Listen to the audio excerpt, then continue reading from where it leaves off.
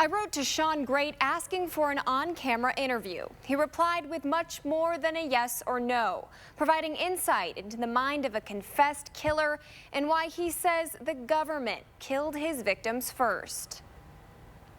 They were already dead, Shawn Grate wrote to me in one of two letters dated September 28th, written in careful cursive on ruled loose-leaf paper, apologizing for sloppiness because he had to write with a small pencil.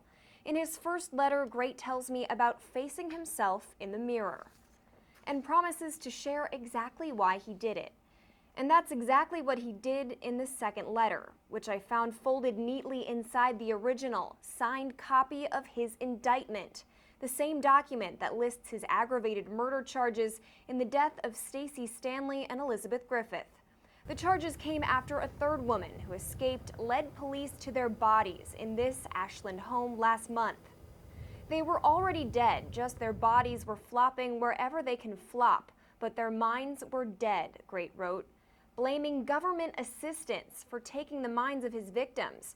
And so he finished the job with what he calls a horrible act of violent behavior. And he says this story began 5 years ago, when he first reached out for government assistance.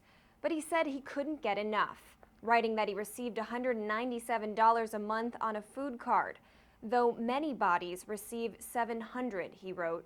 Grate uses the words bodies, victims, and people interchangeably, and the letter is scattered with Bible verses about death. We're sharing these letters because we believe what Grate says is news. He admits to his roles in the death of 5 women, but even more, these letters shed light on what he claims to be his motive.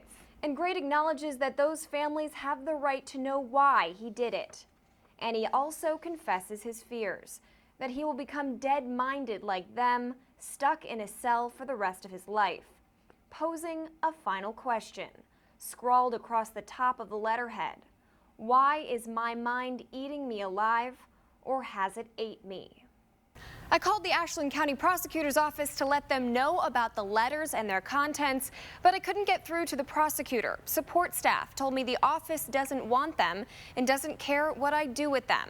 Then I received an email from the special prosecutor in the case telling me I could submit copies of the letters if I want to. I'll be taking those responses to legal experts to get their input. In the studio, Megan Hickey, News 5.